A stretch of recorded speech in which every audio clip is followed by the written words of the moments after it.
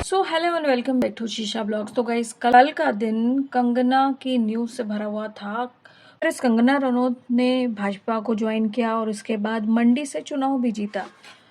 और कल की खबर कुछ इस तरीके से है कि कल दिन भर कंगना रनौत की गर्मा गर्मी चलती रही, उनकी न्यूज़ पूरे सोशल मीडिया पर छाई रही।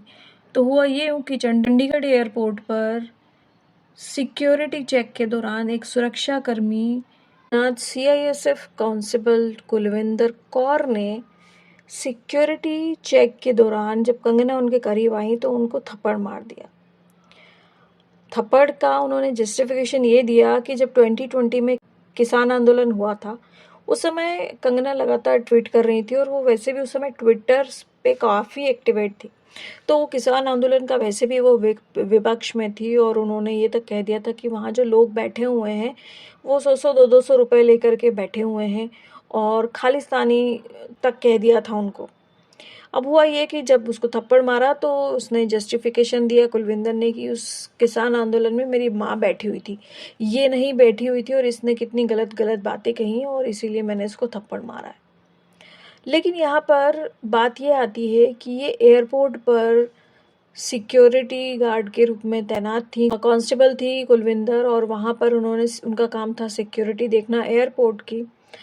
लेकिन उन्होंने अपनी यूनिफॉर्म में कंगना को थप्पड़ मार दिया और उन्होंने अपना ये पर्सनल ग्रज निकाला है। अगर उनको अपना पर्सनल ग्रज निकालना था तो वो यूनिफॉर्म की इज्जत करती और एयरपोर्ट के बाहर बिना यूनिफॉर्म के वो गुस्सा कंगना पर निकालती, या तो अगर एयरपोर्ट पर ही थी तो वो शायद भला बुरा कंगना को बोल सकती थी, लेकिन थप्पड़ नहीं मारना चाहिए था क्योंकि अभी देखो उनकी जॉब चली गई है, वो सस्पेंड हो गई है और उसके ऊपर एफआईआर हो गई है कुलविंदर पर।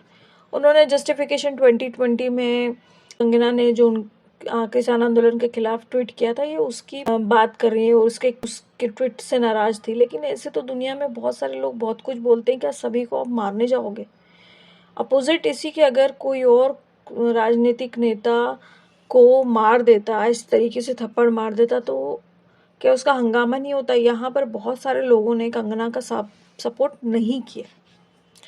देखो, फिल्म वाले तो जो है वो कोई भी स्थिति हो कंगना को किसी भी हालत में सपोर्ट कभी भी नहीं करते, क्योंकि एक फिल्म में बॉलीवुड में अगर नेपोटिज्म और बायकॉट वाला जो सिस्टम आया है वो कंगना की वजह से ही। अपनी स्टोरी डाली इंस्टाग्राम पर और हम वही बात कही जो हमेशा कहती आ रही कि इस बार उन्होंने इतना होने पर बॉलीवुड ने किसी भी ने भी साथ नहीं दिया। मीका सिंह ने इस पर कमेंट किया और मीका सिंह ने यही कहा कि देखो उनका काम था सुरक्षा करने का, एयरपोर्ट पर वो यूनिफॉर्म पहने हुए थे, उस यूनिफॉर्म का आदर करना चाहिए था और अगर अपना पर्सनल ग्रज था तो वो सब अपनी कार्य जिस जगह पर आप काम कर रहे हो उस जगह से उसको बाहर रख करके आपको करना चाहिए था।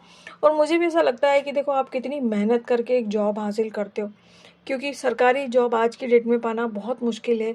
हाँ, ज़रूर आपके अंदर गुस्सा होगा, ज़रूर आपके अंदर एक ऐसी स्थिति होगी कि आप कंट्रोल नहीं कर पा रहे हो, लेकिन आपको अपना भविष्य भी तो देखना है ना।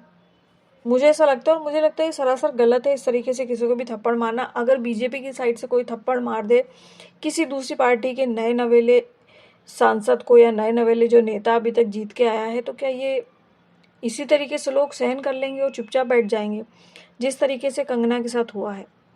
आपका क्या कहना है कमेंट सेक्शन में बताना। क्या लगता है आपको, ये सही था या गलत था? किसी भी तरीके से देखो, कोई भी इंसान हो, हिंदू मुस्लिम सिख ईसाई, कोई भी जैन सिंधी, कितने धर्म है हमारे देश में, किसी को भी ये हक नहीं है कि किसी को मारे बिना कारण से, बिना गुनाहों के, बिना सबूतों के। आप अपने हाथ में कानून ले ही नहीं सकते हो। सामने वाले ने आपको गलत भी किया तो भी आप कानून का ही सहारा लेते हो।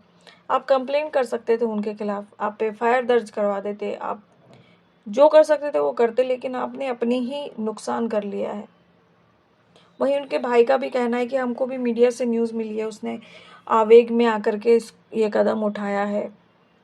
क्या कहना है कमेंट सेक्शन में बताना दोस्तों।